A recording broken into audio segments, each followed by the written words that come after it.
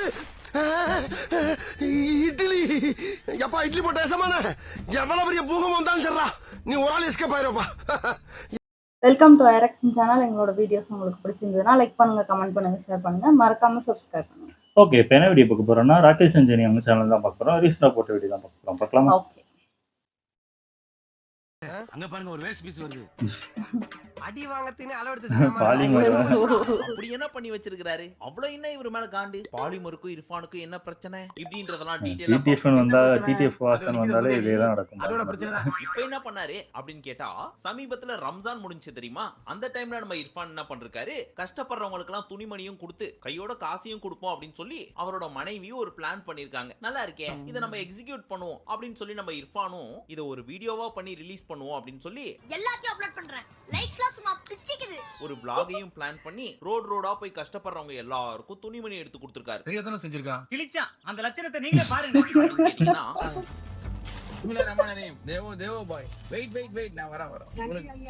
அப்போ வரைக்கும் கேஷுவலா உட்கார்ந்து ராஜா பகூத் மாதிரி பேசிட்டு இருந்த நம்ம இர்ஃபான் அவர்கள், என்னடா எல்லையை மீறி போறீங்க, உங்களுக்காக பரிதாபப்பட்டு கொடுக்க வந்தா காருக்குள்ளேயே கையை விட்டு புடுங்கிறது மட்டும் இல்லாம இன்டீசென்ட்டா பிஹேவ் பண்றீங்க அப்படின்னு டென்ஷன் ஆக ஆரம்பிச்சிட்டாரு.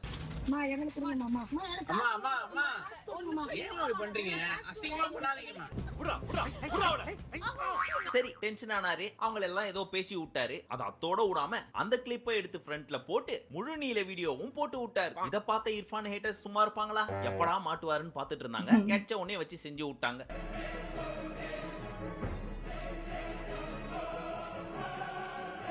தம்பி, உங்கள்கிட்ட வந்து அவங்க சாப்பாடு வேணும்னு கேட்டாங்களா, இல்ல துணிமணி வாங்கி கொடுன்னு கேட்டாங்களா? கேட்டாங்களா? நீங்களா ஒரு சொகுசு கார் எடுத்துன்னு போய் கீழே இறங்கி போய் கூட கொடுக்காம காரோட விண்டோ வழியா எல்லாரையும் கூப்பிட்டு வச்சு இந்தாங்க வந்து வாங்கிட்டு போங்க அப்படின்னு கொடுப்பீங்களா? அதுல தப்பி தவறி ஒரு சிலர் எடுத்துக்கிட்டா அவங்கள தரைக்குறைவா பேசுவீங்களா அப்படின்னு போட்டு கிளின்னு கிளிக்க ஆரம்பிச்சிட்டாங்க.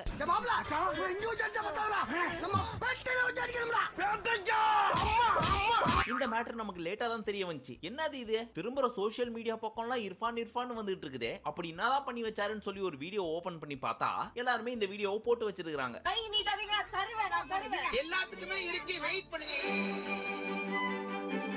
அப்புறம் தான் நமக்கே தெரிய வந்துச்சு, இப்போ அட்வைஸ் நேரம். எல்லாரும் கொடுத்த அட்வைஸ் தான் நம்மளும் கொடுக்க போறோம். புதுசா ஒண்ணும் கிடையாது. அடங்கொய்யால எல்லாரும் போயிட்டாங்களா? என்ன இவங்க கதை சொல்ல ஆரம்பிச்சாங்க, போயிடுறாங்க. என்னதான் இது இவரோட மனைவியின் ஆசையா இருந்தாலும் சேனல் யாருது? இவரோடது. அங்க எந்த அசம்பாவிதம் நடந்தாலும் அதுக்கு யாரு பொறுப்பு? அண்ட் இதுல எக்ஸ்பீரியன்ஸும் இவருக்கு ஜாஸ்தி. அப்படி இருக்கிறப்ப இவர் என்ன பண்றணும்? எல்லாத்துக்கும் கொடுக்குறாங்க, எல்லாத்துக்கும் கொடுக்குறாங்கல. உள்ள கை விடாதீங்க, உள்ள கை விடாதீங்க. அந்த பழைய சோறு அவனுக்கு போடுமா? இவரு ஆமா எனக்கு கையில இப்படி அந்த பட்டம் எனக்கு என்னாச்சுன்னா இவன் அடிச்சும் பார்த்தாச்சு, அவுத்தும் பார்த்தாச்சு. உன்னை என்னதான் பண்றது? இப்ப நம்ம பாலிமர் மேட்டருக்கு வருவோம். ஐயா, கம்பெனி எல்லாம் பயங்கரமா வச்சிருந்தாங்க. சிக்கிச்சா வச்சு செஞ்சு விட்டாங்கப்பா. அதை பார்த்ததுக்கு அப்புறம் தான் இந்த ஒரு வீடியோ பண்ணணும் அப்படின்னு நம்ம முடிவு பண்ணி இந்த ஒரு வீடியோ பண்ணோம். காலையில 6 மணிக்கு ஓட ஆரம்பிச்சது சாயங்காலம் 6 மணி ஆகி ஓட்ட நிக்கலையே. அந்த வீடியோ ரிமூவ் ஆற வரையும் இப்படி தான் வீடியோ பண்ணணும் அப்படின்னு நினைச்சோம்னா, இர்ஃபான் போட்டாரு தெரியுமா ஒரிஜினல் வீடியோ. அந்த வீடியோக்கு இந்த வீடியோவை ரெக்கார்ட் பண்றப்போ வந்த வியூஸ் எவ்வளவுனா 1.5 மில்லியன். அதே வீடியோவை நம்ம பாலிமர் அவங்களோட ஸ்டைல்ல பேசி முந்தானேத்து தான் ரிலீஸ் பண்ணிருக்காங்க. அதுக்கு எவ்வளவு தெரியுமா வியூஸ்? ஆமா, இவரோட அதிகமா போயிட்டாங்க. எங்க சுத்திக்கிட்டு இருக்க? என்னையா ஒண்ணு விட 2 லீடிங். அத ஃபுல்லா பார்த்ததுக்கு அப்புறம் யாருப்பா அந்த ஸ்கிரிப்ட் ரைட்டர், நமக்கே அவங்கள பார்க்கணும் போல இருக்கே அப்படினா இருந்துச்சு. அப்படினா பேசி வச்சிருக்காங்கன்னு பார்க்கலாமா? ரம்ஜான் பண்டிகையை முன்னிட்டு ஏழ்மையானவர்களுக்கு உதவி செய்கிறேன் என்கிற பெயரில் சீப்பான பப்ளிசிட்டிக்காக ப்ராப்ளம் யூடியூபர் இர்ஃபான் செய்த முகம் சுளிக்கும் யூடியூபர்கள் தான் இவை.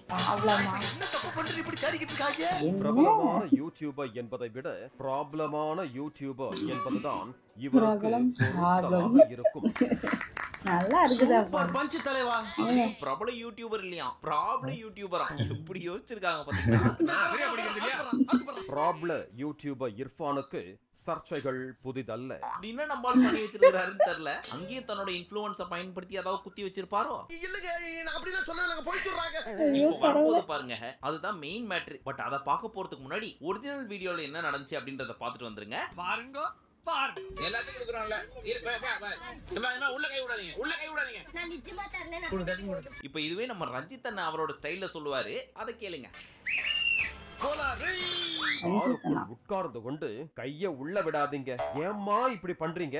அசிங்கமா பண்ணாதீங்க, தள்ளுங்கம்மா, ஏங்க புடிச்சு எடுக்கிறீங்க என இர்ஃபான் டென்ஷன் ஆவதும், நான் நல்லா பண்றேனோ இல்லையோ, ஆனா நீ நல்லா பண்ற. ஒருத்தர் உண்டு இல்ல அவரு ப்ரீவியஸ் வீடியோலயே சொல்லியிருப்பாரு இந்த பிரியாணி மேனுக்கும் இவருக்குமான கான்ட்ரோவர்சி அப்போ அத பத்தி பேசணும்னா அது ஒரு பெரிய கதையா போகும். அதனால அந்த பக்கம் நம்ம போவேன். அங்கிட்டு வேண்டாம், இங்கிட்டு போவோம். அதுவும் சரிதான், வாங்க போவோம். பட் அதுல இவர் என்ன சொல்றாரு அப்படின்னா, இந்த பாலிமர் என்ன போட்டு டார்ச்சர் பண்றான், ஒண்ணும் பண்ணாத கூட பெருசா பேசிட்டு இருக்கான் அப்படின்னா உனக்கு காண்டே அப்படின்னு ஓப்பனாவே பாலிமரை பார்த்து கேட்டிருப்பாரு. அப்பதான் பழைய குப்பையெல்லாம் கிளறி விட்ட மாதிரி நமக்கும் ஒரு டவுட் வந்துச்சு, என்னதான் இவங்க ரெண்டு பேருக்குள்ள பிரச்சனை அப்படின்னு. அப்ப நம்ம போய் யூடியூப்ல இர்ஃபான் நியூஸ் ஆன் பாலிமர் அப்படின்னு போட்டா 1 வருஷம் 2 வருஷத்துக்கு முன்னாடில இருந்து இவங்க ரெண்டு பேருக்குள்ள சண்டை ஓடிட்டு இருக்குது. அதுலயும் என்ன தெரியுமா சொல்லி வச்சிருக்காங்க, அதை நம்ம அப்படியே போட்டோம்னா நமக்கு காப்பிரைட் இஷ்யூ வரும், அதனால நம்மளே ரஞ்சித் அண்ணா மாதிரியே பேசிடுவோம்.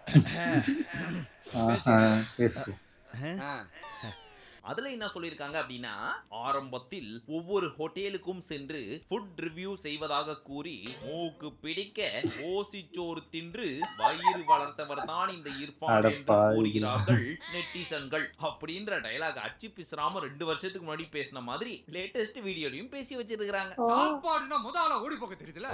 ஆரம்பத்தில் ஒவ்வொரு ஹோட்டலுக்கும் சென்று ஃபுட் ரிவ்யூ செய்வதாக கூறி மூக்கு பிடிக்க வயிறு வளர்த்தவர் தான் இந்த இர்ஃபான் என்கிறார்கள் நெட்டிசன்கள். என்னமா பேசுறான், ஏதாவது பண்ணுங்க. பட் இவங்க ரெண்டு பேருக்குள்ள நடக்கிற சண்டையை ஒரு ஆடியன்ஸா பாக்குறப்போ ஏங்க வசன பேசுறான், கேட்டு பேசாம இருக்கீங்க. இந்த அடி அடிச்சு நம்மளால ஒரு ரிப்ளை கூட கொடுக்க மாட்டாரு அப்படின்னு நம்மளும் வெயிட் பண்ணி பார்த்துட்டு இருந்தா, பாலிமருக்கு ரிப்ளை கொடுக்கல, சோஷியல் மீடியால போட்டு கிழிக்கிறாங்க தெரியுமா, அவங்களுக்கும் தன்னோட சப்ஸ்கிரைபர்ஸ்க்கு ஒரு கமெண்ட் போட்டு வச்சிருக்காரு. என்ன போட்டுக்க படி. அனைவருக்கும் எய்த் முபாரக். அண்ட் ஒரு சில மக்கள் நான் ரூடா இருந்ததா சொல்றீங்க, பட் இந்த சம்பவம் நடக்கிறப்ப நான் ரொம்ப ஸ்ட்ரெஸ்டா இருந்தேன், அதனால நான் பேசின விஷயம் கொஞ்சம் ஹர்ட்ஃபுல்லா இருந்திருக்கும், மன்னிச்சு, லவ் யூ அப்படின்னு ஒரு கமெண்ட் போட்டு வச்சிருக்காரு. அதுக்கு கீழேயும் போய் நம்ம ஆளுங்க என்ன தெரியுமா போட்டு வச்சிருக்காங்க, நாங்கள் உங்கள் சேனலை அன்சப்ஸ்கிரைப் செய்து விட்டோம், நாங்கள் உங்கள் சேனலை அன்சப்ஸ்கிரைப் செய்ததில் பெருமகிழ்ச்சி அடைகிறோம் அப்படின்னு அவரோட மன்னிப்பை நிராகரிச்சிட்டாங்க. பண்ணதானே செய்வாங்க, நியாயப்படி வீடியோ போட்டா பாப்பாங்க, ஆயி போச்சுப்பா, இப்படி ஆயி போச்சுப்பா, என் தப்பு தான், மன்னிச்சிருங்க, நான் எதுவும் அது வேற மாதிரி ஆயி போச்சு, தயவு செஞ்சு எதுவும் மனசுல வச்சுக்காதீங்க அப்படின்னு நம்ம சிவகுமார் அங்கிள் மாதிரி சாரி கேட்டிருக்கணும்ல. தவறு என்று பெருவாரியான மக்கள் நினைக்கும் பட்சத்தில் என் செயலுக்காக உளமாற நான் வருத்தம் தெரிவித்துக் கொள்கின்றேன். நீங்க உங்க கண்டென்ட்டுக்காகவும் உங்க ரெவென்யூக்காகவும் ஒன்னு யோசிச்சு பண்ணீங்க, ஆனா இன்னைக்கு பாத்தீங்களா உங்களை வச்சு நாங்க ரெவென்யூ பண்ணிட்டு இருக்கோம். நமக்கு முன்னாடி போய் யூடியூப் எடுத்து இர்ஃபான் இஷ்யூன் மட்டும் டைப் பண்ணி சர்ச் பண்ணுங்க, பொருசுல இருந்து பெருசு வரைக்கும் போட்டு கிளின்னு கிழிச்சிட்டு இருக்குதுங்க. ஓ இவரே போட்டுருக்காரு அந்த பிளாக் ஷிப் குக்கி அதுவும் போட்டுருக்காரு. பணம் மட்டும் தான கொடுத்தாரு, அவர் கூட வீடியோ பண்ணது, அதனால தான் இந்த வீடியோ ஒன்றும் விளங்கவில்லையே மன்னா. புரியலையா, நான் வேஷ்டி புடவை காசு மட்டும் கொடுக்குறேன், அவரும் போட்டுருக்காங்க, பட் இதெல்லாத்தையும் நான் ஒரு வீடியோவை போட்டேன்னா ஒரு கான்ட்ரோவர்சி கிரியேட் ஆகும், அந்த கான்ட்ரோவர்சியை வச்சு நீங்க எல்லாம் வீடியோ போடுங்க, அதுல இருந்து உங்களுக்கு ஒரு ரெவென்யூ வரும் தெரியுமா, அதை வச்சு நீங்க சோறு வாங்கி சாப்பிடுங்க, எப்படி பார்த்தாலும் சோறு நான் போட்ட கணக்குல தானே வரும் அப்படின்னு யோசிச்சிருக்காரு போல இருக்கு. பிசினஸ்னா 1-2 காசு பார்க்க அப்படி இப்படி தான் இருக்கும், எல்லாரும் பண்றதானே. அது எப்படி பண்றா பாத்தியா, கைய புடிச்சு நிக்கறாங்க அவரு, ஒரு நல்ல நினைச்சதா வந்தோம். இப்ப சொல்லுங்க நான் செஞ்சது தப்பா, நீங்க சொல்லுங்க நான் செஞ்சது தப்பா, யாராவது சொல்லுங்க நான் செஞ்சது தப்பா. இதுல நம்ம பார்வதி அக்கா தான் கொலகான்ல இருந்திருக்காங்க போல இருக்கு இர்ஃபான் மேல, அவங்க என்ன சொல்லிருக்காங்கன்னு கேளுங்களேன். இவர் பெரிய ஜமீன் பரம்பரை, அப்படியே வந்து வந்து சேவை பண்ணுவாரு, அவனுக்கு அவன் பிடிச்ச ஒழுங்கா ஒண்ணு கடிக்க தெரியாது. அண்ட் ஆல்சோ இப்போ வைஃப் வந்து அவ்வளோ ப்ரொடெக்ட் பண்றேன்னா முதல்ல இந்த மாதிரி சோஷியல் ஆக்டிவிட்டிக்கு கூட்டிட்டே வந்திருக்க கூடாது. இந்த புது பணக்காரனுங்க இருக்கானுங்க பத்தியா, யப்பா மைக் கிடைச்சா என்ன வேணாலும் பேசுறியா, இத கேக்குறதுக்கு ஒரு கூட்டம் வேற.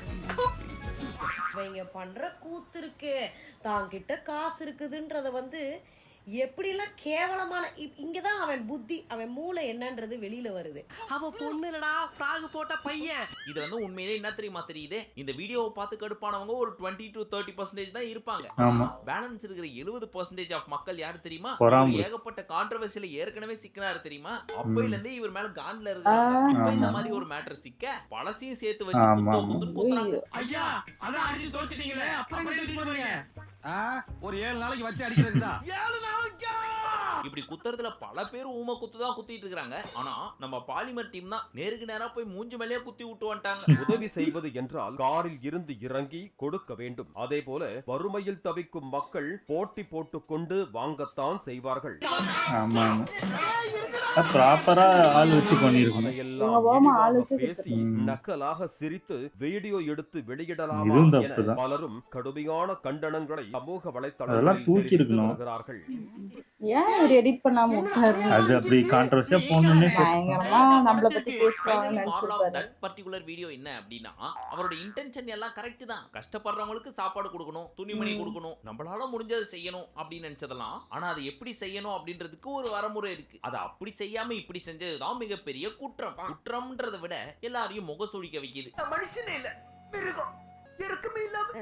சோ இர்ஃபான் அவர்களே, இதுக்கப்புறம் நீங்க எந்த விஷயம் செய்யறதா இருந்தாலும் உங்களுக்கு ஆல்ரெடி ஏகப்பட்ட டீம் இருக்கும். பட் இந்த படம்லாம் சென்சார் போர்டுக்கு போகும் தெரியுமா, ரிலீஸ் ஆக போறதுக்கு முன்னாடி. அந்த மாதிரி உங்க வீடியோவை தனியா ஒரு டீம் செட் பண்ணி அதை சென்சார் பண்ண வச்சு அதுக்கப்புறம் வீடியோ போட்டீங்கன்னு வச்சுக்கோங்க, இந்த மாதிரியான மேட்டர்ல நிறைய சிக்க மாட்டீங்க. பார்த்து பொழைச்சுங்க. ஜஸ்ட் ஒரு ஃப்ரீ அட்வைஸ்.